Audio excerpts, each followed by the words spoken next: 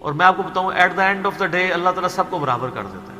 آپ دیکھیں گے کئی لوگ ہیں جن کی زندگی کے اوائل انتہائی دکھ میں گزرے ہیں لیکن پھر پوری زندگی اللہ تعالیٰ نے ان کو سکھی رکھا ہے. کئی ایسے ہیں کہ جو پوری زندگی سکھی رہے ہیں لیکن پھر آزمائش ان پہ بڑھاپے کے وقت میں آ گئی ہے، بیماری کی شکل میں، کسی اور شکل سے. اور بعض ایسے ہیں کہ جن کو پوری زندگی غم سے عبارت ہوتی ہے، ایسے لوگ بھی ہیں. لیکن جب آخرت میں آپ ان کو دیکھیں گے نا موجیں مارتا ہوا، تو مسلم شریف میں حدیث ہے، عبداللہ بن عمر کہتے ہیں نبی علیہ السلام سے میں نے خود سنا تھا کہ میرے غریب صحابہ میرے امیر صحابہ سے 40 سال پہلے چلے جائیں گے. ظاہر ہے قیامت کا دن 50,000 سال کا دن ہے، اس میں 40 سال تو کچھ بھی نہیں ہے. وہ 40 سال پہلے جنت میں چلے جائیں گے. لیکن 40 سال آپ دیکھ لیں کتنے زیادہ ہوتے ہیں صرف غریب ہونے. اس لیے عبداللہ بن عمر غریب صحابہ کے ساتھ بیٹھا کرتے تھے کہ یار چلو چنگے دے لڑ لگ جائیے. نانگے پیر نہیں، غریب صحابی، درویش لوگ. تو مال فتنہ ہے. اس حوالے سے بخاری مسلم میں حدیث ہے، نبی علیہ السلام نے فرمایا کہ ابن آدم کہتا ہے میرا مال میرا مال میرا مال. حالانکہ تیرا مال تو وہ ہے جو تو نے کھا لیا یا پہن کر بوسیدہ کر لیا یا اللہ کی راہ میں خرچ کر کے آخرت کے لیے ذخیرہ کر لیا. باقی تو تیرے ورثہ کا مال ہے. بخاری مسلم میں حدیث ہے انسان کے 3 دوست ہیں. ایک وہ ہے کہ جو ساتھ جاتا ہے قبر کے اندر، 2 باہر ہی رہ جاتے ہیں. اس کے اعمال قبر میں ساتھ جاتے ہیں، اس کے رشتہ دار اور مال باہر ہی رہ جاتے ہیں. بخاری مسلم دونوں میں حدیث ہے، نبی علیہ السلام نے فرمایا ابن آدم کے پاس اگر سونے کی 2 وادیاں ہوں تو وہ تمنا کرے گا تیسری بھی آ جائے، اس کا پیٹ صرف قبر کی مٹی بھرے گی. بخاری مسلم دونوں میں حدیث ہے. یہ نہ سمجھیے گا یہ بزرگوں والا ہے، یہ واقعی بخاری مسلم دونوں میں حدیثیں ہوتی ہیں جو میں بیان کر رہا ہوتا ہوں، پوری ذمہ داری سے کر رہا ہوتا ہوں کہ اے اللہ محمد اور آل محمد کو بس اتنا ہی رزق دینا کہ ان کی روح اور جسم کا رشتہ برقرار رہے. بخاری اور مسلم دونوں میں حدیث ہے. اما عائشہ کہتی ہیں کہ نبی علیہ السلام کی وفات تک ہماری حالت تھی، بعض اوقات 1 مہینہ، بعض اوقات 2، بعض اوقات 3 مہینے تک ہمارے گھر میں چولہا نہیں جلتا تھا. 2 کالی چیزوں پہ، کھجور اور پانی پہ گزارا ہوتا تھا. وہ بھی کوئی ٹنوں ٹن نہیں، 2 کھجوریں صبح 2 شام اور 1 میٹھا پانی کا پیالہ صبح اور 1 شام. حالانکہ خیبر کے بعد وسعت مل گئی تھی. نبی علیہ السلام نے فقط اڈاپٹ کیا ہوتا. بخاری مسلم دونوں میں حدیث ہے جب نبی علیہ السلام نے ایلا کیا تھا 1 مہینے کے لیے اپنی بیویوں سے ناراض ہو کے چھت پہ شفٹ ہو گئے تھے، جو حضرت عمر ان کو ملنے گئے تھے. آپ کے جسم مبارک پہ چٹائی کے نشان تھے. تو حضرت عمر رو پڑے، یا رسول اللہ کیسر و کسریٰ تو دنیا کے مزے لوٹ رہے ہیں اور آپ اللہ کے رسول ہو کے یہ حالت آپ کی. آپ نے فرمایا کہ اے عمر کیا تم اس بات پہ راضی نہیں ہو کہ کیسر و کسریٰ دنیا کے مزے لوٹے اور ہم آخرت کی سعادت؟ اے عمر کیا دنیا کی حقیقت ابھی بھی تجھ پہ نہیں کھلی؟ سر نبی علیہ السلام سے اتنے سخت جملے جس عمر نے سنے ہوئے تھے نا، وہی عمر اس قابل تھا کہ اس کے دور میں رومن اور پرشین امپائر گرتی اور 1 ٹکا آرام کا کسی کو نہ کھانے دیتا، ٹنڈ کے رکھا ہوا تھا. حضرت عمر کے بعد کیا ہوا ہے؟ مینجمنٹ کمزور ہو گئی ہے، وظیفوں پہ لوگ لگ گئے، تھیندے ٹھیک ہے. اسی لیے کہا جاتا ہے ابو بکر اور عمر کی خلافتیں خلافتیں محفوظہ ہیں اور عثمان و علی کی خلافتیں مفتونہ ہیں. اس لیے نہیں کہ وہ خلفاء برے تھے، اس لیے کہ اس میں فتنے کا دور تھا، وہ اسپیشل پروٹیکشن تھا. بخاری مسلم میں حدیث ہے میری امت اور فتنوں کے درمیان دروازہ عمر ہے. جب یہ دروازہ توڑ دیا جائے گا فتنے شروع ہو جائیں گے. وہ فتنے کیا شروع ہوئے؟ دنیا کی محبت. جو بخاری میں حدیث نہیں ہے، وہ جو نبی علیہ السلام جب ہجرت کر رہے تھے تو حضرت ابوبکر رضی اللہ تعالیٰ عنہ آپ کے ساتھ تھے. تو ایک شخص جو کافروں کی طرف سے 100 اونٹ انعام رکھا گیا تھا تو وہ پیچھا کرتے. ابن جوشم، کیا نام تھا اس کا؟ سوراقہ ابن مالک ابن جوشم. وہ پیچھے آیا، اس کا گھوڑا دھس گیا. 2-3 بار وہ اس کو یقین ہو گیا. اس نے کہا میں آپ کی کوئی مدد کر سکتا ہوں تو بتائیں. تو حضرت بکر نے کہا کہ بس ادھر کی طرف نہ کسی کو آنے دینا ہمارا پیچھا کرنے کے لیے. تو پھر وہ جب جانے لگا تو پیچھے سے آواز دی اور کہا کہ رسول اللہ صلی اللہ علیہ وسلم کہہ رہے ہیں کہ میں سوراقہ کے ہاتھوں میں کسرا کے کنگن دیکھ رہا ہوں. تو وہ بڑا مسکرایا، وہ کہنے لگا کسرا دنیا کی سپر پاور اور اس کا جو بادشاہ جو لباس پہنتا ہے اتنا مہنگا، وہ میرے اوپر دیکھ رہے ہیں.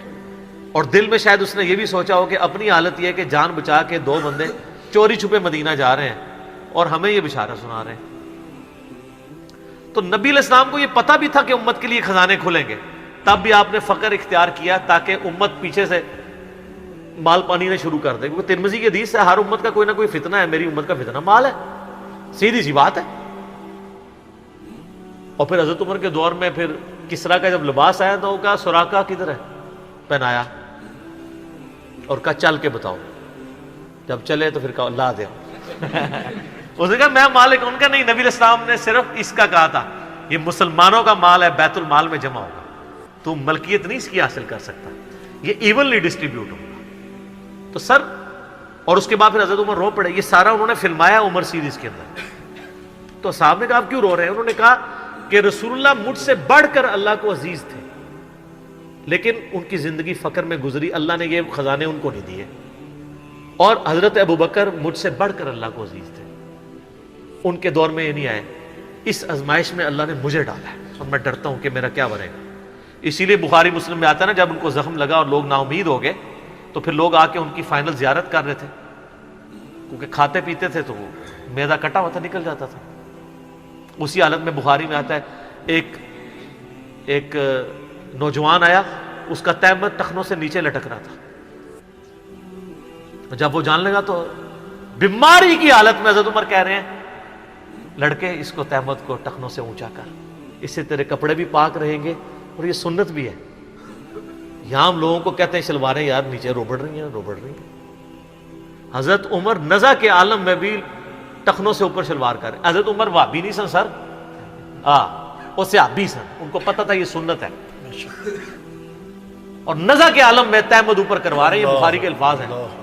اور وہاں پہ آ کے صحابہ کرام کہہ رہے ہیں کہ اللہ تعالیٰ عمر پر رحم فرمائے، اے امیر المومنین آپ کی وجہ سے اللہ نے مسلمانوں کو اتنی فتوحات دیں، رومن امپائر گری، قادسیہ، یرموک، مسلمانوں کو فتوحات ملی، امید ہے اللہ تعالیٰ آپ کے لیے بہت اجر رکھے گا. انہوں نے کہا کہ مجھے اللہ تعالیٰ میری ان خدمات کے عوض اگر برابر بھی چھوڑ دے کہ میرے گناہ اور نیکیاں برابر ہو جائیں تو واللہ میں کامیاب ہو گیا. میں اللہ سے اتنا ڈرتا ہوں. یہ انہوں نے کوئی ایکٹنگ نہیں کی، نہ یہ میں کہوں گا کہ ان کی عاجزی تھی، یہ ریالٹی تھی. جس کو خدا کا تعارف ہے وہ واقعی جانتا ہے کہ اللہ بڑا ڈاڈا ہے. حضرت ابوبکر نے جب مشورے کے بعد حضرت عمر کو نامزد کیا تھا تو آپ کو پتہ ہے حضرت عمر کو کیا نصیحت کی تھی؟ کیا عمر ایک ہی نصیحت انہوں نے کی، ان کا اتق اللہ یا عمر. وہ عمر سیریز میں فلمایا انہوں نے، اللہ سے ڈرنا. اور جب تو جنتیوں کی طرف دیکھے نا تو دعا کرنا کہ اللہ تجھے اس میں شامل کرتا ہے، اور جب تو دوستیوں کی طرف دیکھنا تو ڈرنا ایسے کہ کہیں تو ان میں شامل نہ ہو. انہوں نے نہیں کہا میں اشرا مبشرا ہوں، میں جس راستے پہ چلوں شیطان بھاگ جاتا ہے. یہ آپ مجھے کیا باتیں بتا رہے ہیں؟ ان کو پتا تھا کہ اللہ تعالیٰ کی صفت بے نیازی بھی تو ہے نا سر، آپ کو نہیں پتا. وہ تو پیغمبروں کے اوپر عطا فرما دیتا ہے. یونس علیہ السلام تو پیغمبر تھے، اور اتنا غصہ کہ سورہ صافات میں ہے کہ یونس اگر مچھلی کے پیٹ میں ہمیں نہ پکارتا تو پھر اسی دن نکالا جاتا جس دن مردے اپنی قبروں سے نکالے جائیں گے. یار اتنا غصہ کیا کر دیا، کوئی بندے مار دیے یونس نے. آپ یوٹیوب میں کلپ دیکھیں یونس علیہ السلام کا واقعہ تو آپ کو پتہ چلے گا. سر اللہ اپنے معاملات میں بہت سخت ہے. اللہ وہ نہیں ہے جس کا تعارف آپ کو کروایا گیا. پچھلے دنوں بھی وہ ہمیں ایک لیٹر کہیں کسی نے بھیجا تو پھر ہم نے ان کو بھیجا کہ آپ میرا کلپ دیکھیں، اللہ کی رحمت سے دھوکہ، اور انجینئر محمد علی مرزا صاحب لکھے. تو اس میں وہ کہہ رہے تھے، وہ تارج میر صاحب کہتے ہیں کہ آج کل کے مبلغین نے لوگوں سے ان کا رب بھی چھین لیا اور ان کو ڈراتے رہتے ہیں. سر کیوں نہ ڈرائیں اللہ کے بندو، قرآن کا ڈومیننٹ پورشن ہے ہی تذکیر ہے، بلکہ قرآن کا تعارف ہی تذکیر ہے، نصیحت ہے، ڈر سنانا ہے، ڈر سنانا. وَأُوحِيَ إِلَيَّ هَذَا الْقُرْآنُ لِأُنذِرَكُمْ بِهِ وَمَنْ بَلَغَ. سورہ الانعام آیت نمبر 19. اے نبی علیہ السلام فرما دو مجھے تو قرآن وہی اس لیے کیا گیا ہے میں تمہیں ڈر سناؤں، اور جس تک یہ کتاب پہنچ جائے وہ بھی ڈر سنائے. بخاری کے حدیث ہے آپ علیہ السلام ایک چوراہے سے گزر رہے تھے، کچھ صحابہ جو ہے وہ ہنس رہے تھے، آپ رک گئے. پھر آپ نے فرمایا جو کچھ میں جانتا ہوں نا تم جانتے ہوتے نا تو بہت کم ہنستے زیادہ رویا کرتے. بخاری مسلم میں حدیث ہے، عبداللہ بن عمر کہتے ہیں نبی علیہ السلام نے میرے کندھے پہ یوں ہاتھ رکھ کے نا فرمایا تھا عبداللہ اپنے آپ کو مردوں میں شمار کرنا، یعنی سمجھو کہ آج میں گیا ہی کہ گیا۔ سر جب یہ تلوار کسی کے سر پہ لٹک رہی ہو نا پھر اس کا قبلہ سیدھا رہتا ہے، ادروائز وہ یتیموں کا مال بھی ہڑپ کرے گا، بہنوں کی جائیداد پہ بھی قبضہ کرے گا، اور وہ ماں باپ بھی جو اپنی زندگی میں بیٹوں کو سب کچھ دے کے چلے جاتے ہیں اور بیٹیوں کو محروم کرتے ہیں۔ ہمارے پاس تو لوگ آتے ہیں، ہم ان کو کہتے ہیں تمہارے ماں باپ دوزخ میں جل رہے ہوں گے، اب بھی ٹائم ہے کہ ان کی وصیت بدل دو۔ قرآن میں بھی ہے کہ اگر کوئی غلط وصیت کر کے جاتا ہے وصیت بدلو، اس کو عذاب سے بچاؤ۔ تو کئی لوگ ہیں میں نے دیکھا ہے ملینز آف روپیز انہوں نے ماں باپ کے مرنے کے بعد ان کے نام پہ ہوئے اپنی بہنوں کو واپس کیے ہیں کہ چلو یار ہمارے ماں باپ دوزخ میں جانے سے بچ جائیں گے۔ اگر آپ کے ماں باپ کی محبت آپ کے دل میں ہے نا تو خدا کے لیے اگر آپ یہ نہ کہیں کہ میرے ماں باپ دے گئے ہیں تو وہ جانے اور ان کا کام، یار وہ آپ کو دے کے گئے، آپ کے ساتھ نیکی کر کے گئے، اور آپ ان کے ساتھ یہ بھی نیکی کرنے کے لیے تیار نہیں ہے کہ جو مال انہوں نے کمایا تھا وہ ان کو دوزخ سے رہائی سے عطا کرنے کے لیے آپ ان کے لیے خرچ کر دیں جو آپ نے نہیں کمایا ہوا۔ تو کتنے بڑے ناہنجار اولاد ہیں آپ۔ سنن ابن ماجہ کی حدیث ہے تو اور تیرا مال تیرے باپ کا ہے، بہت بڑی بات ہے۔ ماں باپ بغیر اجازت کے بھی اپنے اولاد کے مال میں سے لے سکتے ہیں، یہ ذہن میں رکھیے گا، بڑا حق ہے۔